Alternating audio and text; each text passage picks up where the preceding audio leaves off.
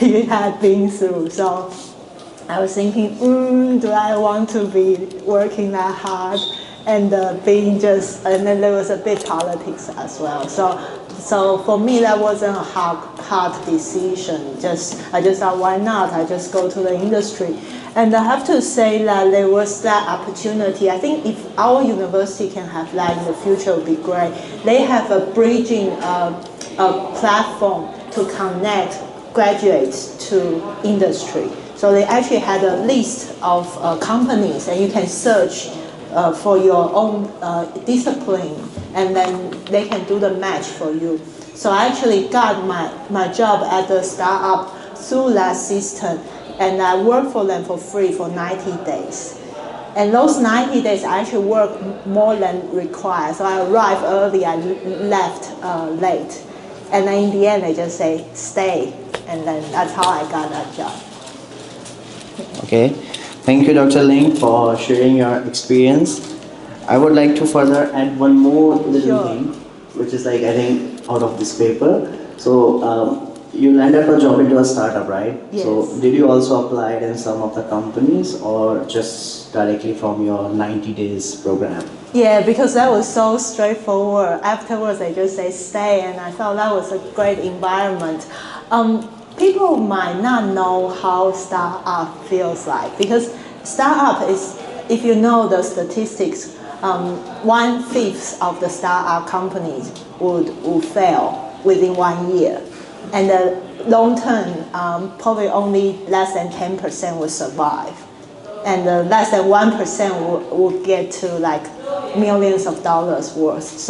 So that's the context. So everyone working there, they knew they need to work very hard. And we have a common goal. So that bond was really strong.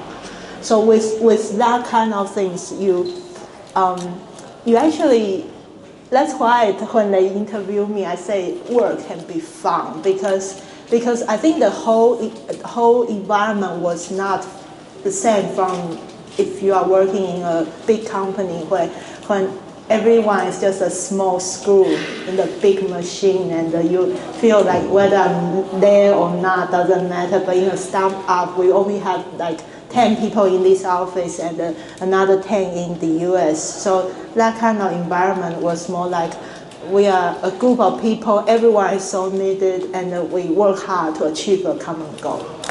Okay, thank you for sharing your experience, Dr. Lin. And now, please use your mobile phones again.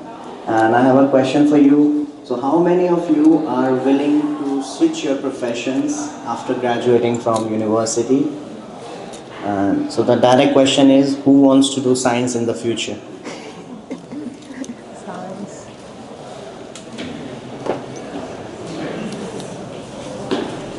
Ooh, 60% people. Okay.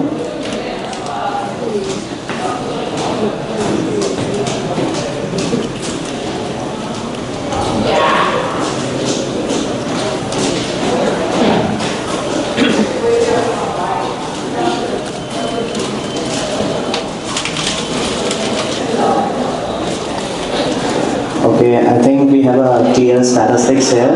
Most of the people are not sure they will switch or not, and 32% are saying no. I would like to meet them after they graduate once. And yes, obviously 25% will continue their profession. And the second part is, why or why not? Okay. So, how many of you are willing to switch from researching into work in industry after getting a PhD? How many of you are PhD? Can you just raise hand? Okay. So, how many of you are planning to work in industry after getting your PhD? Wow.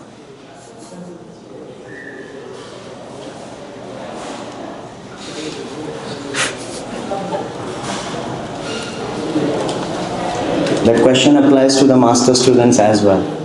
How many of you are willing to work in industry or continue to PhD? I do want to add one thing while people are voting. Sam has asked me about this. I did tell him if you ever want to leave a room to come back to the academics, make sure you understand that your papers will only be valid for 5 years. So because for you to apply for any academic job like professor or postdoc, they look at your track record for past 5 years. So it's okay, very good to switch, but if you want to leave a room, you have to keep that in mind so that you don't leave the academic for too long and you actually don't have any paper to come back. Okay, thank you. And the other question is? It is repeating again. Okay. Okay, so the next question for Professor Lin is, and that's like one of my favorite questions, okay, because Professor Lin is Taiwanese and she worked in a foreign country like Australia, where people are more extrovert, I would say, and in Taiwan, people are more like introvert. So this question is, how the working culture is different between Australia and Taiwan, and which one is more fun? And I think I know which one is more fun. And what are the things Taiwanese or Australians find weird about each other? And next to you. Yeah, so first of all, the Australians, they are notorious for their joking around. So they like to make jokes all the time, and sometimes cruel jokes. But anyway, they just love to joke around. So I think that's the environment I was experiencing. And of course, when you first went there, you couldn't, like my English wasn't good enough. I couldn't understand what they were joking about. So I was like, but after a while, you started to learn.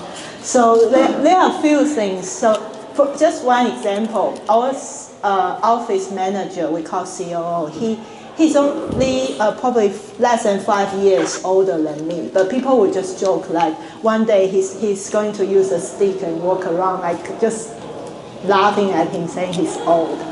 And so things like that, they make that kind of jokes. But I don't think you can make that kind of joke to your professor or me to our head of institute. You can't do that in Taiwan. The other thing that I think culturally different is Friday night, everyone knows like Westerners like to have some fun. But in our office back then, starting from 3:30, we would be forced to stop working. So they would start to bring some beer and put onto your desk. And for females, they will give you cider with alcohol inside. And then so they would just put and saying, prepare, you should stop. And some people like me, sometimes I was like trying to finish something. So I was sort of drinking a bit and working. And then at some point, the manager, COO, that guy, his name is actually Ken. And Ken would just come over and say, okay, now everyone stop work. And then we start to play games while we eat chips, drink beer, but not getting drunk. It's just one Starbucks or two, so not like crazy. Just like have some fun. And typical games we play is like Uno. Do you know Uno? Yeah. Yeah. Okay, that's good. And the other one is like Drawful. I think there are more other apps doing it. It's DRAWFUL. So it's an app where they randomly generate some terms, and then everyone has their mobile phone. The person who's in turn, he will draw something to describe that term, and everyone else will based on what he draw, and then guess, like writing the words like you just did, and then you will see a lot of funny things from that. So those were a few things we play. So the Friday afternoon, from 3:30 onwards, we were just having fun until probably 5-ish, and people go back home. And we also have lunch breaks. But lunch break is different culturally. Like here, you might just go for your own lunch and maybe with your friends. But I think that could be because of, I'm not sure it's more Australian culture or the startup company culture, but our CEO actually wanted everyone to eat together. So you are forced to eat together and chat during the lunch break. And I think the good thing about that is you have that bond every day. And again, we joke a lot during that time. And so I think that's the three things that's a bit, not sure if they are weird, but they are different. Okay, thank you, Dr. Ling, for your answer. And now we have a small group activity for you guys. And so get in yourself, you have a card, right? I guess, most of you. So get yourself in those groups and you have to choose a presenter. Obviously, we have 6 groups right now, but we cannot invite all of them. So maybe we will invite 1 or 2 people depending on the time. If we have time, we will invite 1 more. So there's a question for you and I want you to have a small discussion with each other. And how was your working experience in a research lab, part-time job or full-time job in Taiwan? Like, because I know some of the students have a part-time job here, right, as well. So what's your experience? And you have 5 minutes to discuss about it. So please align yourself with your respective groups and have a short discussion. Thank you. And the timer starts now? No. Yeah, yes.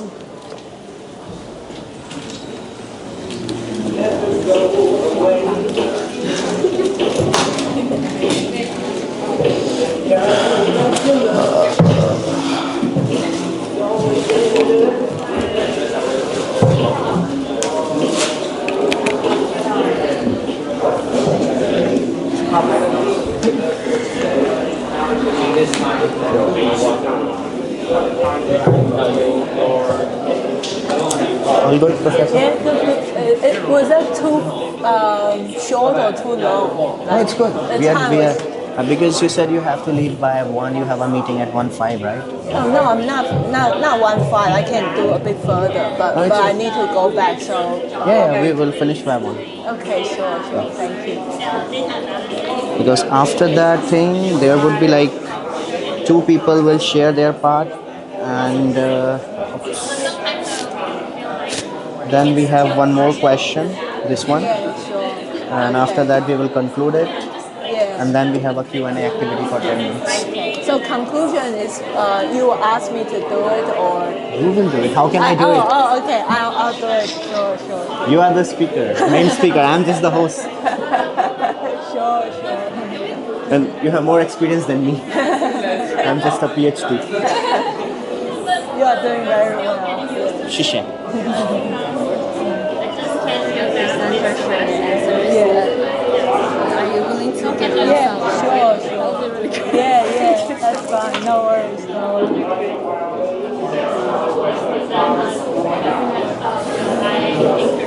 That's really good. So you make people speak English. Yeah, they have to. Yeah. That's really good.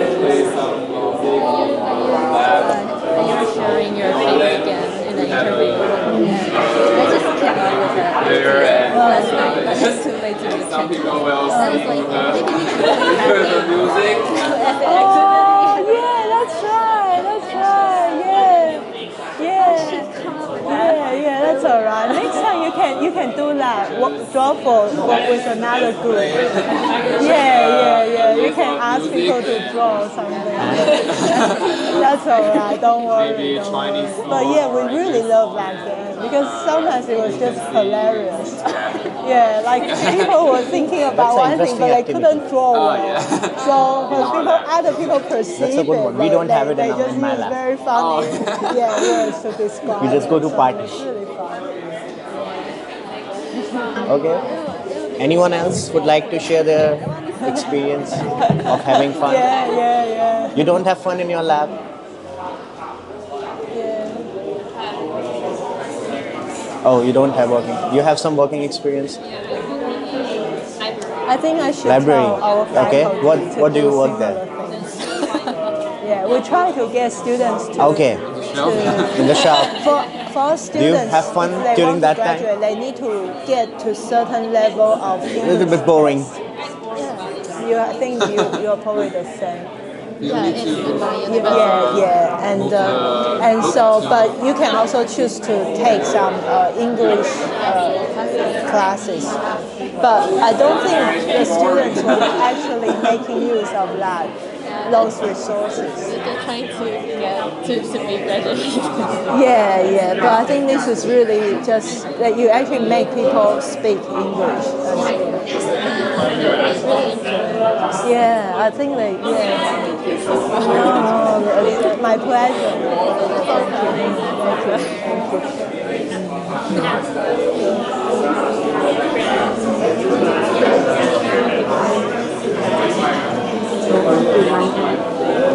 Like what time today? Okay, so then the timer will not make a sound. It will make a sound or not? No. So 30 seconds.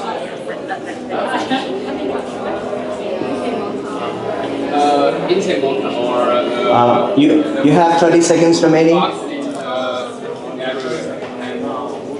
think it's very nice because you just need to move once and got yeah,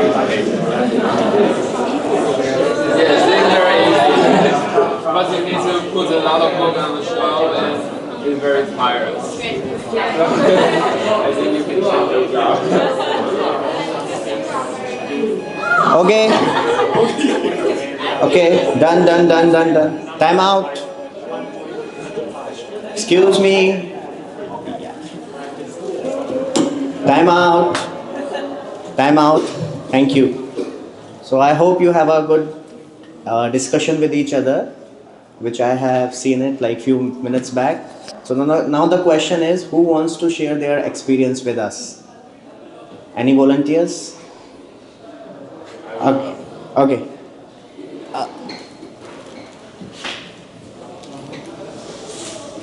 Thank you. I'm a PhD student in biomedical imaging and radiological sciences. And in our lab, I think it's quite interesting about all of us have our lunch together, just like Professor said. All of us, we will take an order by Uber Eats, and after that we will pick up. We have a very special culture in our lab because we will go to a restaurant, to a toilet, and then to pick up our lunch. We'll do everything together. So even we finish our finish our lunch, we will sit because you guys can see we have a seat on the second floor, right? And all of us will sit there and continue our greeting. So I think it's kind of maybe creepy in other ones. Yeah, but we enjoy that because it's kind of approach to connect us. Yeah, thank you. Okay, thank you so much for your answer. And the interesting part about your answer is that you guys go to toilet together. That's interesting. And anyone else? One more? Okay. I don't have any experience in a job, but I have some experience in a lab. And for me, I think the process to learn new technique or new knowledge is fun, but the interaction with my teacher or other lab member can be a little embarrassing because I have a huge age gap with them. So sometimes I want to chat with them or I want to say a joke with them, but I will feel like it's a little appropriate. And my other lab member will also think it's not appropriate to have talk about jokes when working. So sometimes I feel a little boring. Okay, thank you so much for your answer. And let's move forward because we are running a little bit slow. And now one more question for you, Professor Lin. how can Taiwanese people can have fun at the workplace? Because recently we found one lab is quite funny and they enjoy, even they go toilets together, and the other lab is quite boring. So how to make work fun, and why? What is the importance of having fun at workplace? Yeah. Yeah, thank you. I'll just respond a bit to your joke. I think as long as you feel you are happy, and of course don't go too far because there are different kinds of jokes. You make jokes of others or you make jokes about yourself. And if you are making jokes about yourself, then people laugh, people don't laugh, doesn't matter. But if you are making jokes on others, then if they don't get it, they might feel offended. So yeah, maybe just try it out and see who can receive if you are making joke on yourself. Yeah, back to this question. I like to mention one motto from that startup company I found really helpful. And so one aspect I'll mention is this. They say no jerk. And the no jerk, you all know the translation of a jerk, right? And they say no jerk. Basically, they don't want people to elbow around, push people down, or any way to make yourself look better. Because that was a startup company, the group was small, and everyone played an important role. So there's no room for competition. We are just working together to get to the goal. So that no jerk, I think, helped the whole culture. So, but this is probably not part we can as students we can actually influence to say, hey, we don't want bureaucracy in our lab. Probably not that you can change. But I feel if you want to make change is if you put enough effort, you work hard, you will improve yourself gradually, and you will actually be a valuable person in your lab or in your workplace. So you don't need to actually elbow it, like just from a person who's been through the workforce and then in the academic. Eventually, you will prove yourself very valuable in the end.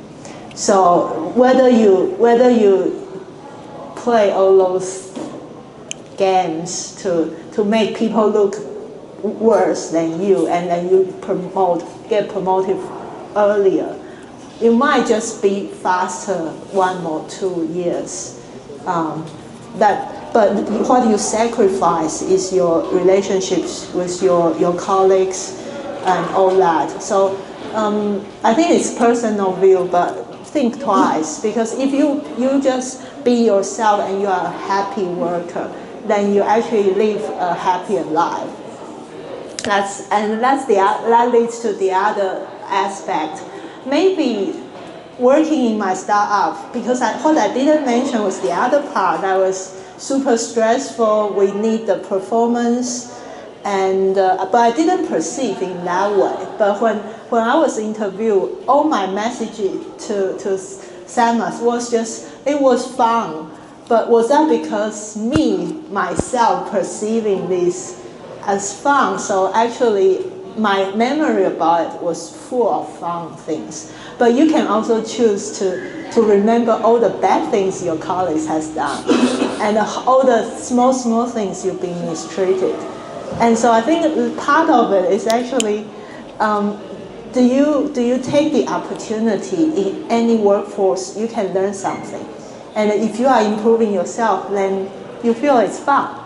Even though there was some hardship, but then you see it's valuable. Of course, if they are just mistreating you badly and you are just doing like low-grade job which you shouldn't be doing, and then you just leave there. But otherwise, if you think positively about this workforce, then you earn money. And thinking about that, people are paying you. So you get money, then you sort of need to satisfy certain requirements. So I don't know if I totally answer this part. I think that is fine. Anything else, whatever you want to conclude or like say some more about how they can have fun, like other than like the beer thing. I really enjoyed it. If my supervisor will give me a beer on a Friday, but that's not gonna happen, I know. So that's a very interesting thing. Thank you, Dr. Lin. Yeah, I think you somehow like almost satisfied the answer to that okay, question. then I'll just, the last thing, I think since you are somehow forced to work with people, either in your lab or in your company, then just try to make friends. And not just this, when you are interacting with anyone, like I do medical AI research, I need to talk to a lot of doctors and also collaborate with other professors. When you are interacting with people, be proactive. You go to talk to them, connect with them, make friends with them. Like young people, when I came back, I found the main difference between Taiwanese students and international students is Taiwanese are just so reserved. Oh, I don't want to, I want to save my face. I don't want to look silly, blah, blah. But international students, they just kept asking questions in the class even. And sometimes they ask silly questions, sometimes they ask decent questions, but they don't care. And since you are in a good environment learning, you just make good use of it. What's to lose if you just lose face? You go back home, wash your face, and come back again, and that's it. So I'm talking to myself as well. I still have time. Yeah, we have time. Okay. There was a professor in our group in Australia. Back then he was already a full professor. Young and like superstar. But when he was in the seminar, every time we have different small research group like intern presenting papers, and he was just like keep asking questions, and some of the questions you think, come on, go back, Google it, and you probably would know it. But he didn't care because he had that limited time. And for him, his own field, he's an expert, but in other people's lab, he might not be familiar with those things. So he just kept asking, and until he understood it. And he's actually the smartest guy, I think, because within that limited time, he fully understood that paper and using the students and the professors to answer his questions. So I think if you can change that thinking, that will help you huge, like really a lot. And the other thing is, some of my students from the medical school, we always think they are the top, like 1 or something. But if you really look at them, you actually feel whether it's just their IQ. I don't think so. It's their attitude. When they just want to ask, and they just keep asking. They think and they ask. So yeah, so just try to connect to people, and don't feel anything, like don't think about losing your face. If you can get over that, of course you don't do things that's shameful, right? I'm not teaching you to be shameless, but yeah, just try to do those things. I think that would be very helpful. And when you go overseas, you will find yourself easily making friends. Okay, I think maybe that's it. Yeah, thank you, Dr. Ling, for a wonderful answer. And finally, that's a very conclusive image which I found it from the internet, which shows happiness in the workplace can only become with the fun, if you have fun during your work, and it will ultimately lead you to success, whatever you are doing, whatever your job is. And if your performance is reviewed, your performance will only be reviewed if you enjoy it and you have fun during the work, or if you're too much obsessed with your work. Okay, and I think people will be looking at that dollar sign. Yeah, a dollar is a motivation to work, money. Yeah. And finally, I would like Professor Ling to give a final advice to them that how they should pursue their future or how they can make it more fun.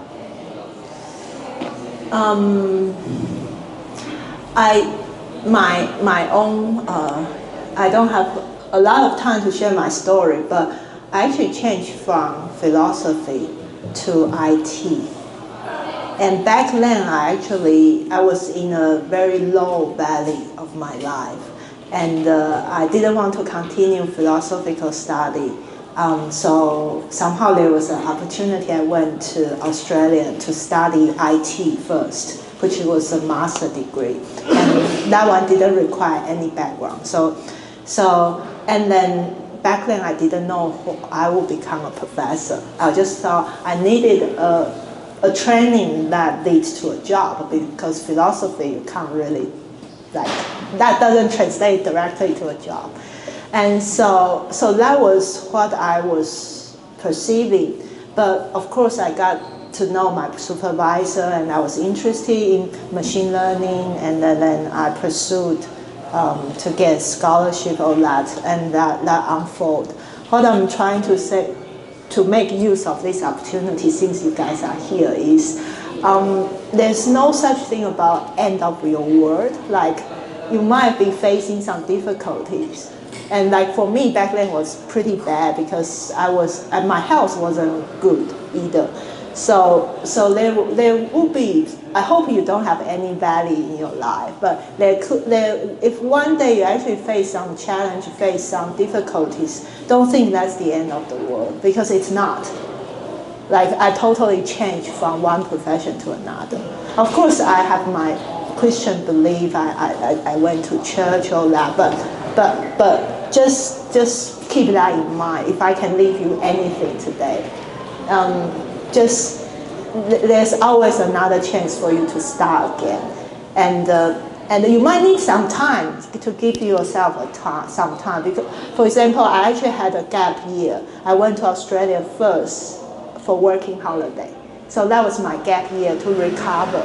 But you need to give yourself some time if you are in a very bad sort of situation. But don't think that's the end, because it's not. And that's it. Thank you. Okay. Thank you, Dr. Ling, for a wonderful advice to the students. And now we have a QA time for like maybe 3 to 4 minutes. And you can type your questions, whatever you want to ask to Dr. Ling. And I think she would be happy to answer it for 5 more minutes. That's all right. It's not hard. Okay.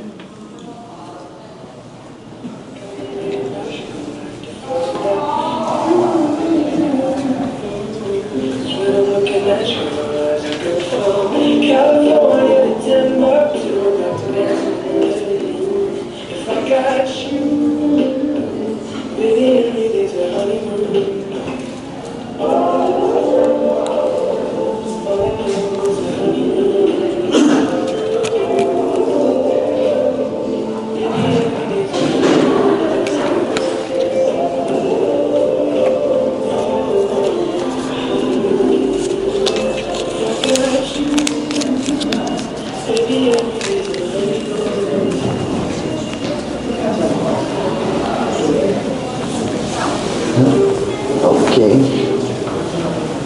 Why did you choose IT industry career? Professor, we have a question, some interesting questions for you.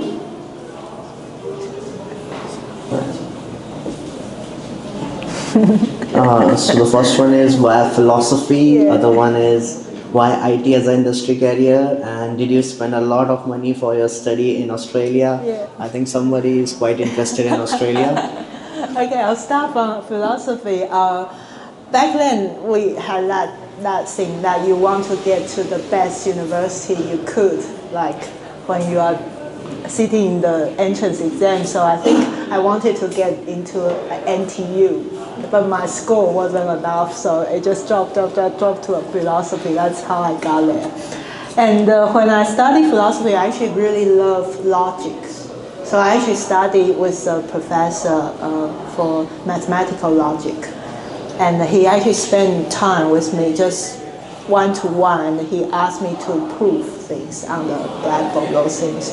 So when I was thinking about doing a master's degree, back then I didn't really know what programming was. All I thought it was, I might be good at logic, and something that could be similar, that could be something I can choose. So if you listen to the application I made, logistics and law, accounting and the law, logistics and information system, what's the other one? Yeah, so you can see I had no idea what to choose. And in the end, I chose IT was because University of Queensland has really nice buildings, like old style, sandstone, that kind of building. So all the choices, but I pray a lot. And so the industry, so after I did the PhD, of course, I went to IT-related industry. I think that's probably that's the, and what's the other question? That's it. How Australian people are different as compared to Taiwanese people? They are more relaxed. Taiwanese are a bit serious about things at first glance, at least. But Australians, their whole attitude towards life is relaxed. They joke around. But even with that, in that startup company, we treated our work seriously. So it's not like, I think sometimes Chinese culture will have that. If I'm close to you, I might just get some favor, and I might be loose in certain areas, and you compromise your work. If your professor you are your professor's favorite student, you might start to sort of lose up a bit, but in that culture, work is work, fun is fun. So it's very separated. So we still work very hard, but then we have fun. So I think that needs to be clarified. Okay. Oh, startup related to PhD. I think that was just, I was doing deep learning, machine learning things. And that startup company was doing some image and text data mining. And mostly the image recognition. So that was related to my PhD. So a lot of money.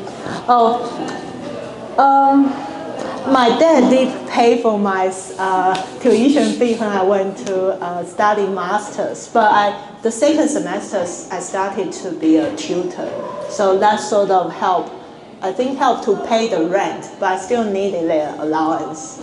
But when I got to PhD, then I was independent. So there was a little bit gap there that I did need my parents' money. Okay. But yeah, that's right. Okay. You choose an industry career. Is there any connect? Oh, I think that one did. Yeah. I think we are running out of time. Okay, sure. Thank you so much for answering the question. Thank you. Finally, I would like to wrap up with a small story from mine also, because my professor back in India, when I was in masters, he worked in States for 10 years. And he always used to finish every meeting and every email by writing "have fun" in the email. So when I informed him that, professor, I got in National Yang Ming Chiao Tung University, he said, okay, enjoy a lot and have fun. So I would just like to leave you with that message for today, that always have fun with your work, with your personal life and everywhere. And next, I will look forward to Paige.